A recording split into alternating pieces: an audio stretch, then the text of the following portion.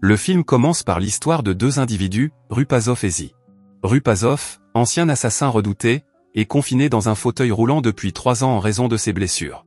En revanche, Zi vit avec un handicap depuis sa naissance, ce qui rend l'utilisation d'un fauteuil roulant nécessaire. Zi vit dans un dortoir avec son ami Adam et aime dessiner des bandes dessinées pendant son temps libre. Alors que Zi et Adam jouent avec des extincteurs dans une ruelle voisine, Rupasov apparaît et désapprouve leurs actions. Il s'énerve et attaque Zi, provoquant une bagarre. Cependant, Rupasov réalise rapidement son erreur et s'excuse auprès de Zi et d'Adam, les invitant à sa fête. Zi et Adam s'amusent beaucoup à la fête. Rupasov propose à Zi et Adam de travailler comme assassins, les assurant d'un mode de vie luxueux semblable à celui qu'ils ont connu lors de la fête.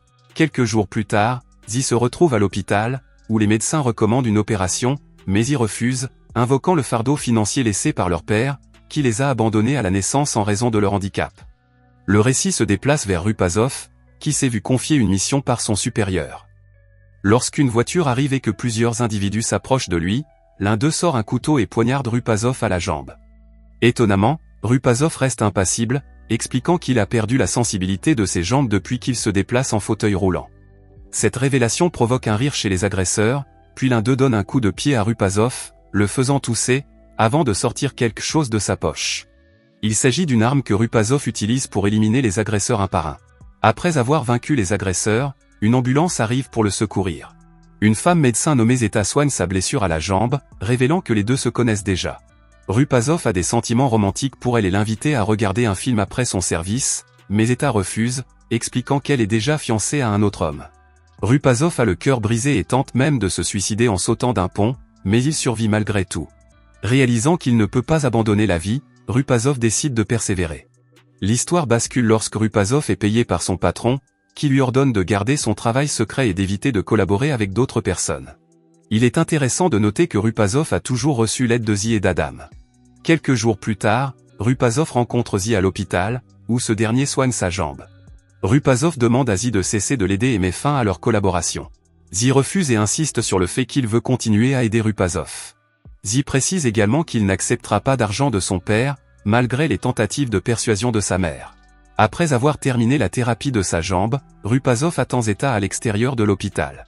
Cependant, il est découragé lorsqu'il voit Zeta avec un homme. Plus tard, Rupasov est chargé d'éliminer une personne importante.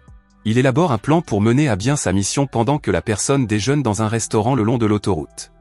Rupasov se place d'un côté de la route, tandis que Zi et Adam se placent de l'autre côté pour l'aider. Rupasov parvient à accomplir sa tâche avec l'aide d'une volée de pigeons et de la foule qui passe, et exécute le meurtre discrètement. Soudain, alors que la cible traverse la rue, elle s'effondre, le corps ensanglanté. Alors que ses gardes du corps recherchent le tireur, personne ne soupçonne l'implication de 3 individus en fauteuil roulant. Ils ont rapidement pris la fuite. Plus tard, Rupasov rencontre Zeta à bord d'un bus, et elle lui remet une invitation à son mariage. À l'insu de Rupasov, son patron a observé leur interaction et s'est mis en colère contre lui pour avoir ignoré ses directives, le poussant au sol. Rupasov se voit offrir une nouvelle chance de corriger ses actions, cette fois avec la tâche d'éliminer Zi et Adam. Le lendemain, Rupasov emmène ses 2 amis pêcher dans un lac. Malgré la difficulté de traverser les zones herbeuses pour atteindre leur destination, ils finissent par arriver au lac et commencent à pêcher. Lorsqu'Adam s'enthousiasme pour l'appât et demande de l'aide pour la ligne, Rupasov le pousse inopinément dans le lac. Rupasov pousse également Zi dans l'eau, pensant un instant les laisser là, mais incapable de résister à la vue de ses amis en train de se noyer. Il plonge dans le lac pour sauver Zi et Adam. De retour sur le quai, Rupasov passe l'incident pour une blague, alors que c'est la première fois qu'il échoue dans une mission qui lui a été confiée. Après son retour du lac, Rupasov invite ses amis à une fête chez lui. Au cours de la soirée, il leur parle de ses sentiments pour Zeta, leur exprimant à quel point il l'aime. Les amis de Rupasov veulent l'aider à reconquérir Zeta et commencent à élaborer un plan. Le lendemain, les amis de Rupasov l'aident à se lever et à s'appuyer contre un véhicule, suggérant qu'il pourrait se tenir debout sans avoir à utiliser un fauteuil roulant. Rupasov attend le retour de Zeta de l'hôpital, mais elle ne vient pas, même après des heures d'attente, ce qui fait échouer leur plan. Quelques jours plus tard, Rupasov reçoit une nouvelle mission de son patron, éliminer un trafiquant de drogue, avec la promesse d'un double paiement. Rupasov accepte le travail, mais insiste sur le fait qu'il s'agit de sa dernière mission, refusant toute autre mission. Le patron accepte ces conditions et Rupasov, accompagné de ses 2 amis, se rend à la maison de la cible, en demandant à Zi et Adam d'attendre dans la voiture. Tout en exécutant son plan, les gardes fouillent Rupazov avant de le laisser entrer dans la maison. Ne trouvant rien de suspect, ils le jugent en sécurité et l'escortent jusqu'à ce qu'ils rencontrent leur chef à l'intérieur de la maison. Il récupère une arme cachée dans son fauteuil roulant et commence à tirer sur les gardes de la maison. Malheureusement, il manque sa cible principale. Au lieu de tenter de s'échapper, le trafiquant s'arme et engage une fusillade avec Rupazov. Cependant, Rupazov a plus d'expérience avec les armes à feu en raison de son emploi précédent en tant que tueur à gages. Bien que son corps ne soit pas en très bon état et que ses vêtements soient tachés de sang, il parvient finalement à éliminer tout le monde et à mener à bien sa mission. Il quitte ensuite précipitamment la scène du crime. Rupazov entend au loin des sirènes de police. Il s'efforce de déverrouiller la porte, mais n'y parvient pas. Zi et Adam semblent effrayés. Zi prend les devants et détourne l'attention de la voiture de police, tandis qu'Adam aide Rupazov à sortir de la maison. Tout le monde réussit à s'échapper. Plus tard, Rupazov rencontre son patron pour recevoir le paiement de son travail. Étrangement, le patron fait visiter à Rupazov un entrepôt abandonné. Rupazov sent que quelque chose ne va pas et remarque une corde qui pend. Il apprend que son patron a découvert que les deux assistants de Rupazov sont toujours en vie. Furieux et déçu d'avoir trahi la confiance de Rupazov, le patron passe une corde autour du cou de Rupazov, lui enlève son fauteuil roulant et le laisse seul. Rupazov lutte intensément pour desserrer la corde autour de son cou, attrapant les lacets de ses chaussures avec ses orteils pour éviter de suffoquer. Il tente à plusieurs reprises d'atteindre son fauteuil roulant, qui se trouve à proximité, mais en vain. Alors qu'il est sur le point d'abandonner devant la futilité apparente de ses efforts, le nœud de la corde se desserre enfin légèrement. Il parvient à la retirer de son cou et à survivre.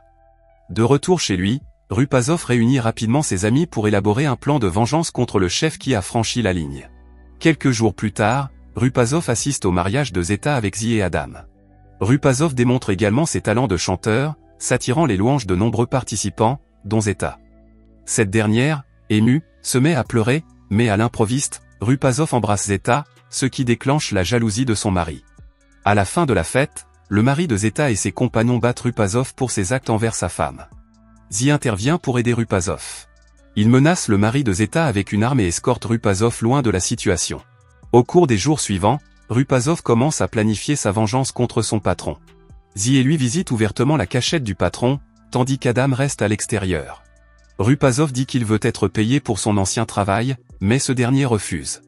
Rupazov tire sur un extincteur qui se trouve à proximité, provoquant la panique et la fuite des chiens. Le patron riposte en attaquant Rupazov, ce qui lui fait lâcher son arme. Il poignarde ensuite Rupazov avec un couteau. Bien que Zi ait réussi à récupérer l'arme de Rupazov, il choisit de ne pas l'aider, ce qui permet au chef de blesser Rupazov à mort. Zi tue ensuite le patron et prend tout l'argent de son coffre-fort, dans l'intention de l'utiliser pour son opération de la jambe.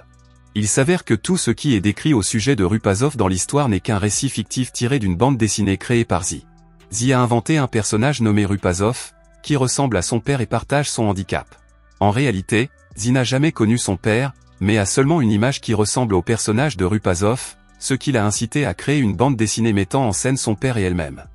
Étonnamment, la bande dessinée a gagné en popularité et a attiré l'attention des éditeurs, ce qui lui a valu un grand succès. Zi a même envoyé une copie de la bande dessinée à son père en guise de souvenir. Merci d'avoir regardé. Si vous avez aimé la vidéo et que vous souhaitez aider la chaîne à grandir, laissez un like, un commentaire et abonnez-vous.